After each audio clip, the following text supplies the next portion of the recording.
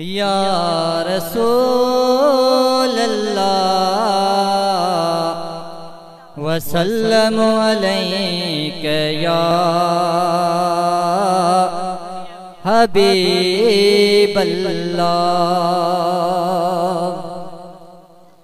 शान बयान उते आकबो जिथे बुधंदड़ साहिबे ईमान हुजे, बेअदब अज्ञान बयान कबो तोड़ी रेस को खाने खान हुजे।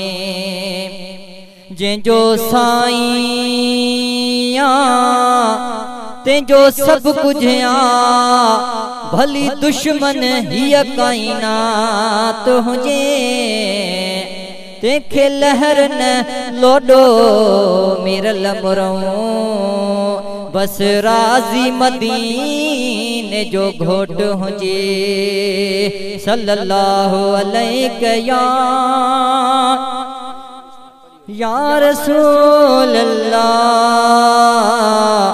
वसल्लम अलैका या रहमतल लिल आलमीन।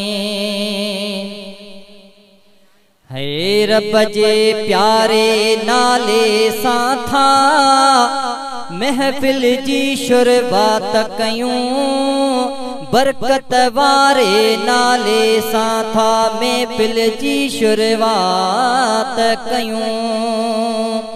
उन जी प्यारे नाले सां था महफिल जी शुरुआत कयूं, बरकत वारे नाले सां था महफिल जी शुरुआत कयूं।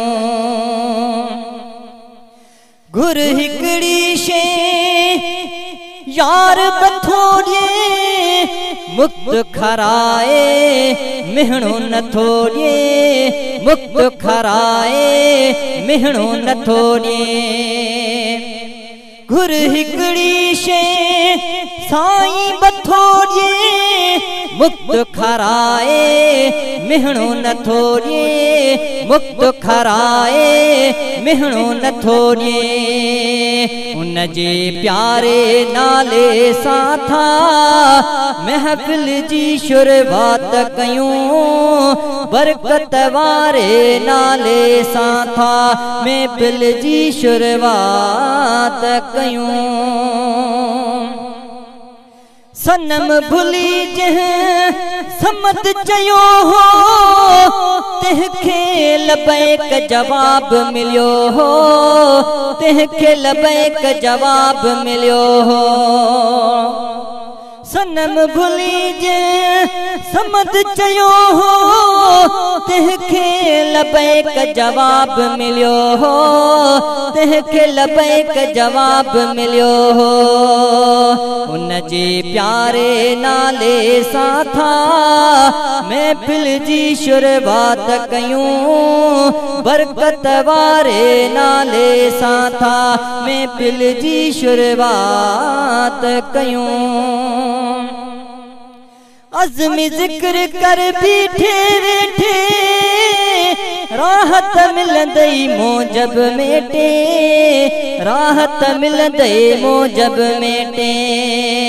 उन जे प्यारे नाले सां था महफिल जी शुरुआत कयूं, बरकत वारे नाले सां था महफिल जी शुरुआत कयूं।